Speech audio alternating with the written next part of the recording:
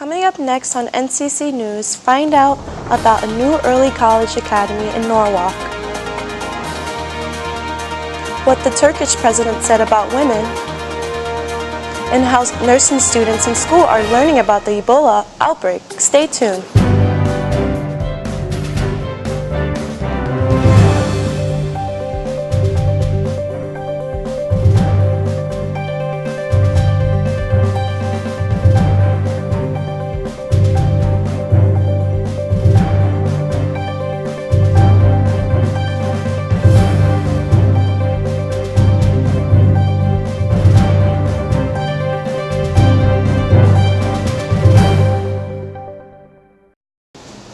Hello, I'm Tiffany Grandison. And I'm Mike Squires. Welcome to NCC News, and we begin our program with the good news.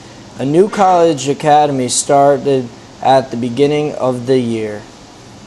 Yes, that is the Norwalk Early College Academy. Our Michael Perea has the story.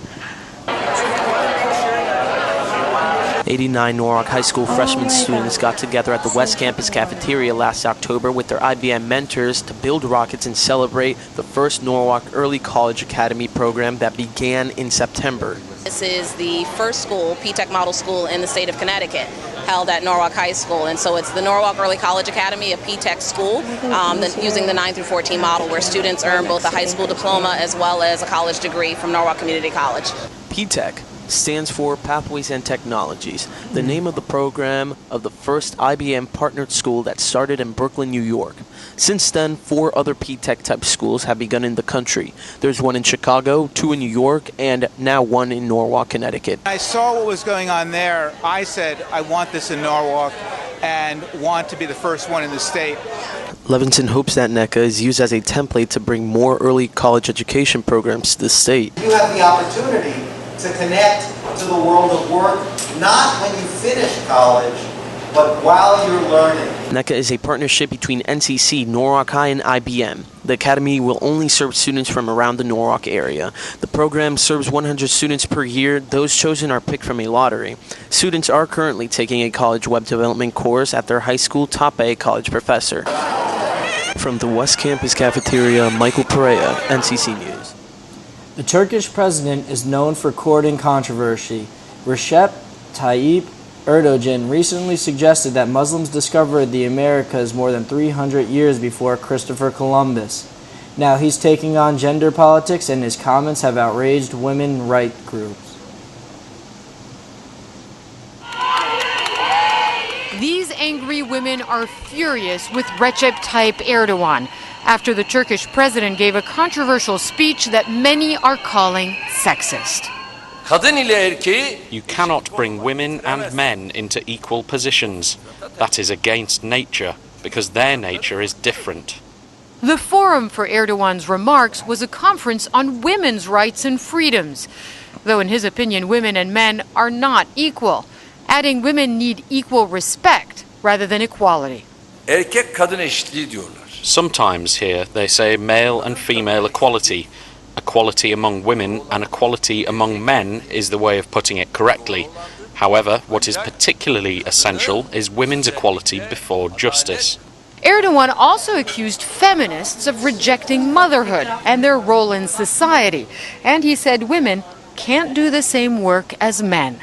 For example, in work life, you cannot impose the same conditions on a pregnant woman as a man. You cannot put a mother who needs to nurse her baby equal to a man who doesn't have these responsibilities under the same situation. You cannot make women work in every job man works like the communist regimes do. It is against her delicate nature. It's views such as these and his increasingly conservative shift that puts Erdogan at odds with many secular Turks. He's tried to make abortion illegal and is against birth control and cesarean sections. Recently, Recep Tayyip Erdogan called on all Turkish women to have at least 3 children. It's not something that you should hear from your president, from your Democratic Republic of Turkey. We are living in a patriarchal world, and this is the Mecca of patriarchal country in the world. He may not have made many friends at a conference organized by women's rights groups, but Erdogan did try to offer a compliment of sorts. He says he used to kiss his mother's feet because they smelled of paradise. Hala Garani, CNN, London. Now that Egypt's former president Hosni Mubarak has been cleared of murder and corruption charges, his lawyer says the OSA leader could be released early on the embezzlement sentence. But as CNN's Ian Lee reports, the legal fight isn't over. Vindication for former Egyptian President Hosni Mubarak. A Cairo judge acquitting him for the deaths of more than 200 people during Egypt's 2011 uprising. Mubarak's sons and co-defendants kissed their victorious father after the judge presented the 1,430-page verdict. This overturns a previous court's verdict of life in prison. Outside the courthouse, families of those killed waited in anticipation. This mother won't find closure today. She tells me the police killed her son Tamer, and now his sacrifice will go in vain.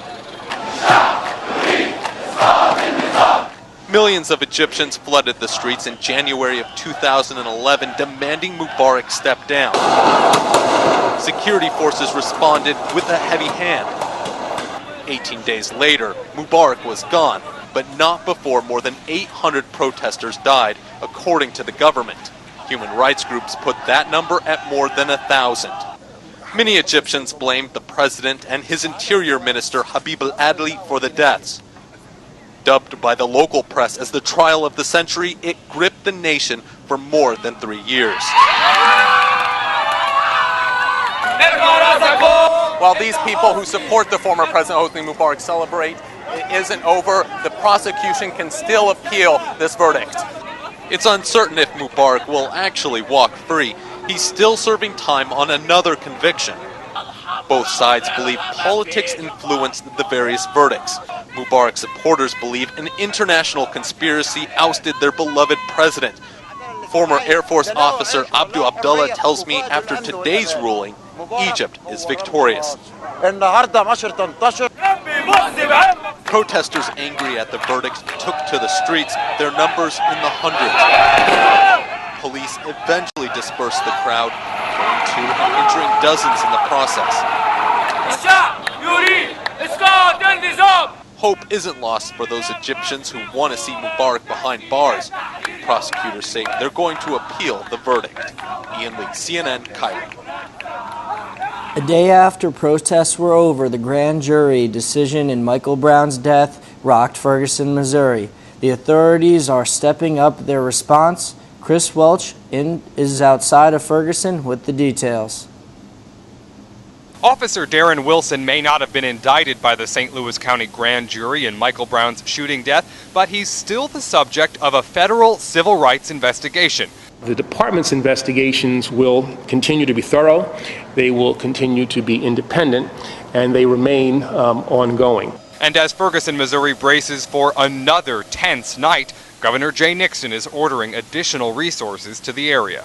The National Guard presence will be ramped up significantly. Still, Ferguson Mayor James Knowles is slamming the government's response. As the unrest grew and further assistance was needed, the National Guard was not deployed in enough time to save all of our businesses. Following the announcement that Wilson would not be charged in Brown's death, protesters lashed out, looting businesses, setting cars and buildings on fire. There are productive ways of responding and expressing those frustrations, and there are destructive ways of responding. Burning buildings, torching cars, destroying property, putting people at risk, that's destructive, and there's no excuse for it. Police set up concrete barricades around their headquarters Tuesday, preparing for the possibility of another night of destruction. The death of an Ohio State University football player raised the questions again about the long-term effects of concussions in sports. Andrew Spencer reports the body of Ohio State's football team asked thousands of fans for help this weekend as the Buckeyes took the field without backup defensive lineman Costa George. A day later, police found a body inside a dumpster near the OSU campus. We are able to confirm through tattoos here at the scene that it is the body of Costa Kara George. Police say the 6'5", 285-pound athlete died of an apparently self-inflicted gunshot wound, raising questions about what toll football may have taken on his mind. Kara George's mother filed a missing person report the day before Thanksgiving. She told police her son had suffered several concussions, resulting in spells of confusion. In his last text message to her, sent at about 1:30 in the morning Wednesday, Kara George complained about that confusion, writing, "I am sorry if I am an embarrassment." Students gathered for a vigil Sunday night, where his friends remembered a fifth-year senior who had only been on the team since August. Just a loss from a kid we only knew for about 3 months, but everyone, really loved him. Like, it's hard to make an impact in 3 months, but he did it, Everyone loved being around him. He had the great stories, always laughing. The athletic department at Ohio State University released a statement Sunday saying it was shocked and saddened to learn Kara George had died. It reads in part, "Our thoughts are with the Kara George family and those who knew him during this most difficult time." I'm Andrew Spencer reporting. Last month, members of the Common Council at Norwalk City Hall held a meeting with the General Growth Properties to hear of a plan the companies has built a mall here in Norwalk. If we are proposing to do this, and it's going to be very different than what is currently proposed, make sure the town gets its full development of this parcel. If the plan becomes a success, the mall would be located on West Avenue with North Water Street in South Norwalk, next to I-95 North Ramp, and would have 2 floors. The plan for the project comes because people around the area met with the GGP and expressed that they would like something to be built on the current empty site. Institutions, neighborhood groups, to present the concept, and we were listening. And we heard a lot of things that people were saying and that people demanded, if you will, of this site and this development. First and foremost was develop something. Development of this site was a priority. For the past 20 years, it has been a field of flowers. It has been nothing. We've gotten excited about the infrastructure that we've put there. We've been waiting. We saw the history of the projects that have been planned, and unfortunately, because of market and economics, it has not happened. People are hungry for development on this site. Members of the Common Council asked questions concerning traffic around the area and the amount of space the structure would take. In all, the estimated time for completion of the project would take 30 months and would cost $1 billion. Cafaro explained that more than 5,500 jobs would be created, of which 2,400 would be full-time jobs. The idea is you can walk up West Avenue, and there are crosswalks that would take you across, and the signals would be timed to allow people to make those crossings. The site includes free community space, a hotel, and classroom for the use of Norwalk Community College. If the city approves the project by next, construction on the mall would be finished by 2018. Coming up next, find out why preschool teachers had to go back to last month and what they learned from their experience. And also, find out what students are learning in the TV and production courses and who exactly are the lifetime learners. We'll explain it all here after these messages. So last month, preschool teachers attended a workshop at the college in order to learn more about early childhood education. Here's what the coordinators told me. I'm a preschool teacher at the Mead School. I teach children between ages 2 and 3. Dorette Bundy is one of many early childhood education teachers that attend a conference at NCC in support of the value of play for teaching and learning in early childhood education.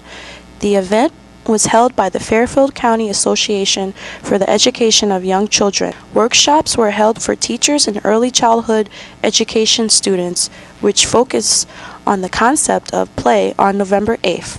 Talking about if they have marbles with 2-year-olds, they're never unsupervised. The loose parts is one kind of play. There's literacy play, there's dramatic play, there was a storyteller here, there was music workshop. So it was about 12 different seminars, all relating to the overarching theme of play. 9 separate workshops were held from 8:30 a.m. to 12:15 p.m. 3 workshops were 3 hours long, while 6 others were an hour and a half long and repeated twice throughout the event. We all need to keep learning. Our main goal and mission is to really provide support and education to early childhood professionals and families. This was Tiffany Grandison, NCC News.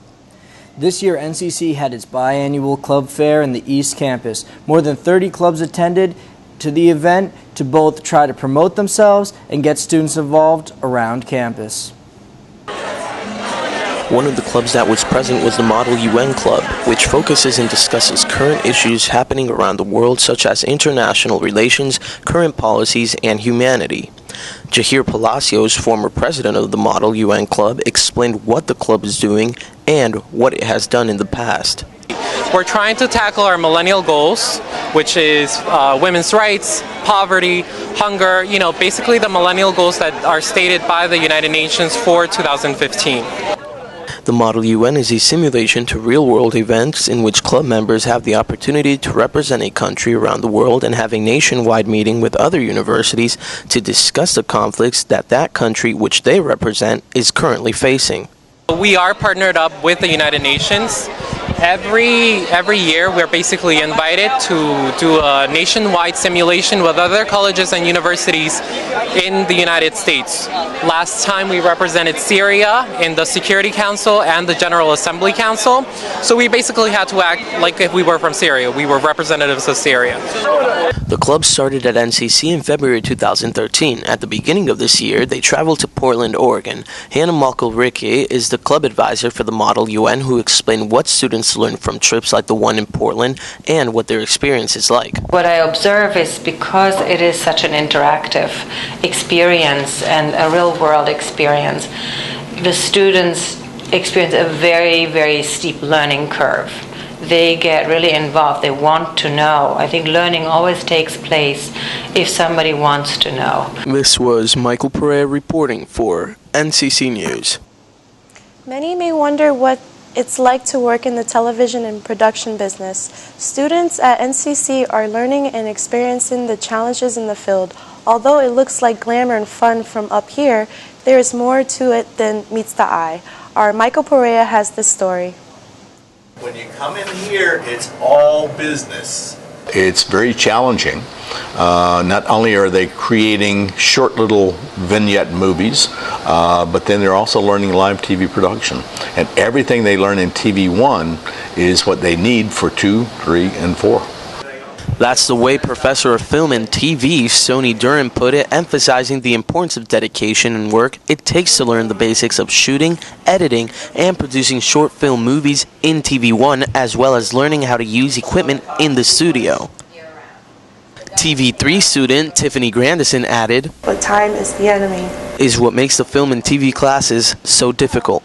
You really get to take stuff and you shape it. You can give a story or a production shape, whether it's in whatever way you can, whether it's a serious subject, whether it's comedic, whether it's musical. Everything is learned at NCC to document. In the studio's control room, students learn how to control audio for the hosts and guests, use and edit the teleprompter, learn to put graphics over video, and manage switching between cameras and video to directing a show. You have to be very dedicated, especially if you would like to do this for a career. You have to prioritize your time much more better, and if it's something you really want, you go for it and you work hard and you apply yourself. Students will learn how to make music videos, instructional videos, and create a one-on-one interview with a person of choice. They will then be doing broadcast news, in which they will have to find news stories around campus and record on them. Eventually, students will learn how to make short film movies and a 15-minute documentary. At the end of the year, students might be able to win an award at their academic video awards night. From the control room, Michael Perea, NCC News. Do you know who the Lifetime Learners are? Well, listen up, because they've been here at the college for quite some time. Members of the Lifetime Learners institution A program held at NCC for more than 21 years gathered in the Genre Forum to hear keynote speaker Leslie Kerr speak about Harriet Quimby, the first woman to ever receive a pilot's license, among other accomplishments in her life. Much of a contribution she had made in the early part of the 20th century. The Lifetime Learners Institution holds non-credited classes for those aged 50 and over at the college during afternoon hours, Monday through Thursday. They ended their semester by celebrating with the food hearing that Kerr had to present. Andre Gilbert and other members who also part in the institution committee spoke about these programs and what it consisted of. In your education, we call our teachers facilitators. They are very, very knowledgeable. We have 145 volunteers that put and 11 committees. The institution offers 40 classes during the fall semester and 46 during the spring semester. All classes are free. Each Friday, different speakers come in to talk about something new and informing. Okay, listen up, students. The Noah Community College Foundation will be working on having 3 new changes involving scholarships for NCC students. As this year plays out, as of right now, a winter and summer scholarship will become available for students who qualify for the traditional full-year scholarship during the spring. Another major change taking place is the new Start to Finish Success awarding program for this semester's freshmen, students, and future incoming freshmen. Freshmen who do well their first semester in college will be able to get help from a mentor during the second semester to prepare them for a 4-year college. Each time they meet with their mentor, they will receive a $100 gift card. And finally, the foundation will benefit undocumented students at NCC in being able to apply for the Dream Transfer Scholarship. Starting this spring, undocumented students who plan on graduating with an associate degree will have the opportunity to apply for a transfer scholarship to pursue their career at a 4-year college. And if that wasn't enough, get a hold of this. The college plans on having 3 major constructions set out for 2016. Soon, the East Campus Theater will go through renovations. Currently, 299 seats are available to people, but it is hoped that 500 seats will be put in. This includes new lighting, equipment, and a larger stage. Another project set out is to expand the West Campus cafeteria into a student union that will consist of 2 floors with the renovation of the culinary arts dining room to the cafeteria. The last renovation will be a proposed bridge that will connect the East Campus building with the West Campus. As of right now, architects have come in to look at all the possible renovations in the school, but are working to see where the bridge can be located without affecting the library. Don't leave just yet. Find out why Congressman Jim Hines was here. And also see what students in the nursing program are learning and why a man had a Thanksgiving miracle. Stay tuned to NCC News. Congressman Hines was here on United Nations Day to speak about the current crisis in Syria and express ideas with Michael Perea on ways to slow ISIS down. Terrorist groups simply fragment. They melt into the populations in the areas that we are talking about, but they are still there, ready to wait us out. Congressman Jim Hines and Deputy Director of the United Nations, Darko Moshabab, spoke at NCC to discuss political affairs happening in the Middle East with ISIS in Iraq and Syria. What is Iraq? Will it be a multi-ethnic society, or will it ultimately break into essentially 3 ethnic societies? Students from Staples High School and NCC came to hear the speakers talk about the current crisis in the region and what needs to be done to resolve the issue. Both answered questions on drone strikes and other topics concerning the UN's help to citizens affected by the corruption in those countries and surrounding regions. Moshabab spoke on what the UN was doing to help those citizens. There are also global elements in of the UN activities trying to fight ISIS and other extremist groups, including the so-called radicalization, affecting the youth, especially in Arab countries, but also in some other Muslim countries. What we're trying to do is, we have U.S. and the coalition airstrikes now, but these airstrikes alone without the boots on the ground. Congressman Himes explained that terror groups can't be eliminated altogether, but can be slowed down by making it hard for groups to obtain weapons, which would weaken their power. However, he did explain that airstrikes and military intervention were not enough and that political and economic issues had to be addressed. Eliminating a group like that, it's not going to happen simply through airstrikes. It's not even probably going to happen simply militarily, right? And this is the point I tried to make today, which is unless we begin to address the underlying conditions of political desperation, of economic desperation, we may be able to sort of force them into a box, but they'll still be in that box. Until we address those underlying conditions, we won't finally have defeated these groups. It's not just ISIS that we are going after with drones and with airstrikes. It is, of course, Al-Shabaab in Somalia. It is Al-Qaeda around the world, in Pakistan and in Afghanistan. Although the war on ISIS still continues, thousands of people in countries like Syria have been forced to escape into refugee camps in nearby countries like Turkey, Israel, and Jordan. And this is also due to the corruption that President Bashar al-Assad has created for the country of Syria in the last 3 years. From the PepsiCo Theater, Michael Perea, NCC News. And Ebola is a frightening virus that has killed thousands throughout the year. Michael Perea explains what students are learning at their nursing school. This year's Ebola outbreak has been the worst in history, infecting more than 9,000 people and killing over 5,000, including 2 here in the United States. And it's still not over. And it's an infection that's transmitted by droplet precautions. So any bodily fluids from a patient will contain the virus, and then the virus can be spread from coughing, sneezing, or handling a patient's bodily secretions without proper protective equipment as the healthcare worker. Countries like Sierra Leone, Liberia, and Guinea have concluded the highest cases of Ebola and are still battling the epidemic. Here at the college, nursing students are learning about the crisis and different ways to treat a patient with the disease. Catherine Rotary, a nursing professor, is teaching new nursing students on how to put on personal protective equipment for other infectious diseases not as harmful as Ebola, but enough to know how to protect themselves.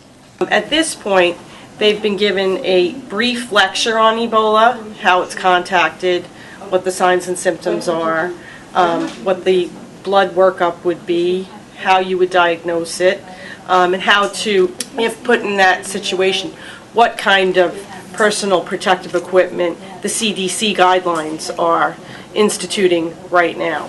You can just have a seat and I'm just going to get my team, okay?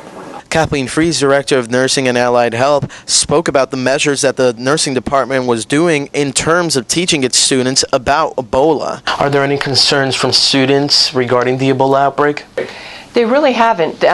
They've embraced the teaching. We've used the Center for Disease Control as our current evidence to support the change in practice.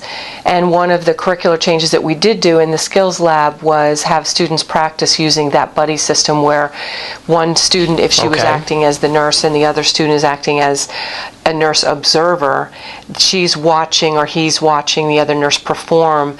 We call it donning and doffing, or donning and removing the equipment, to make sure that if there were any breaks in technique, the person who's observing would stop the other person from going in and delivering care because they weren't suited up to protect themselves. Today we're going to show you through using a buddy system.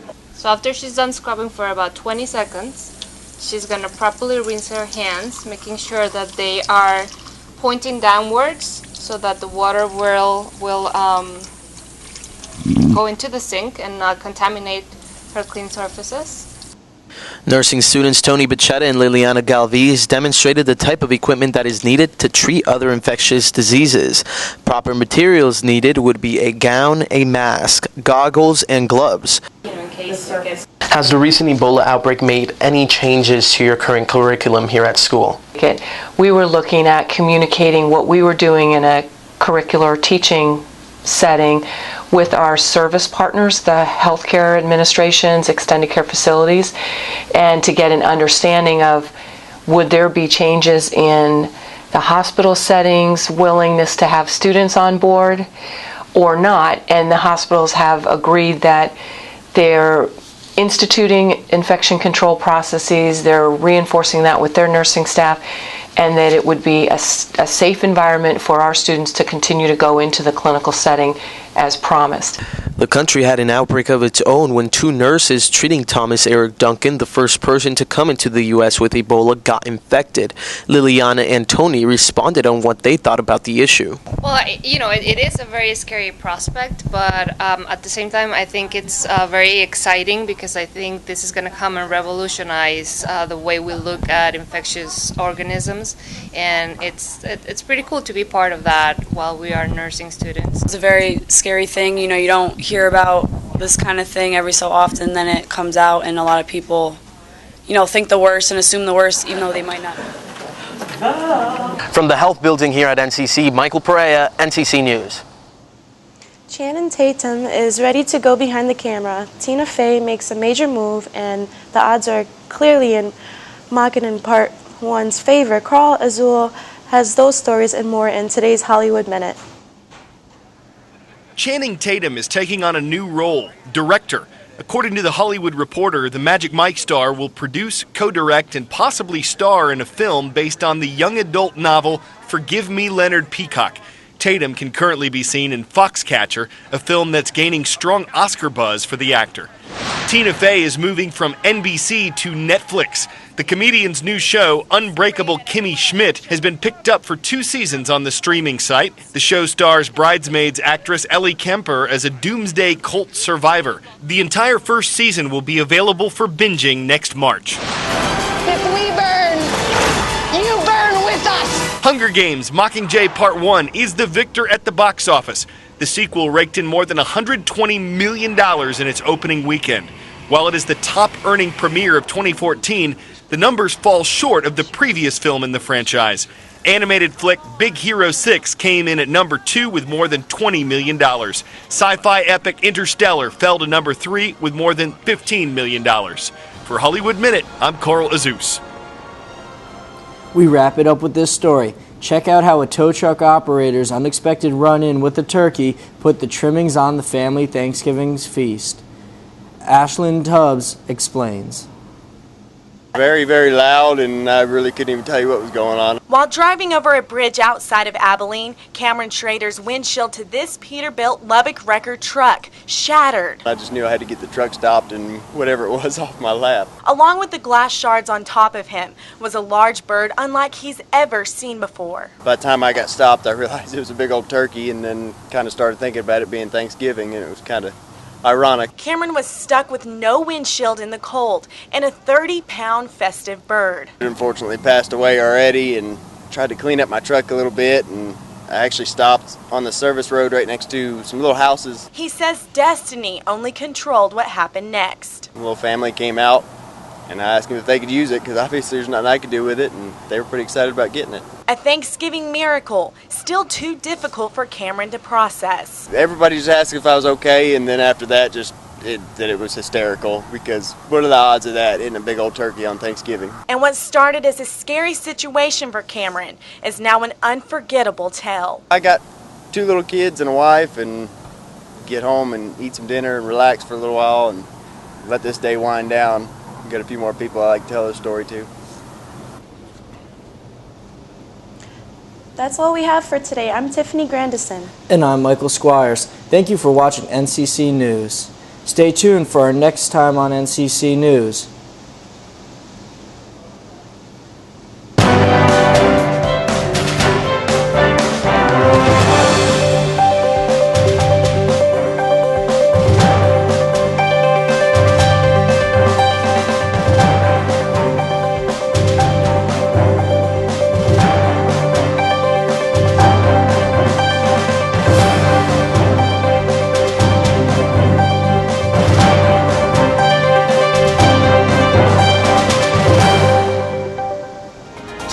Next time on NCC News, you'll learn interesting new facts about the hip selfie song, and Taco Bell is showing interesting news. Also, find out why the Voice Club is so successful here at school.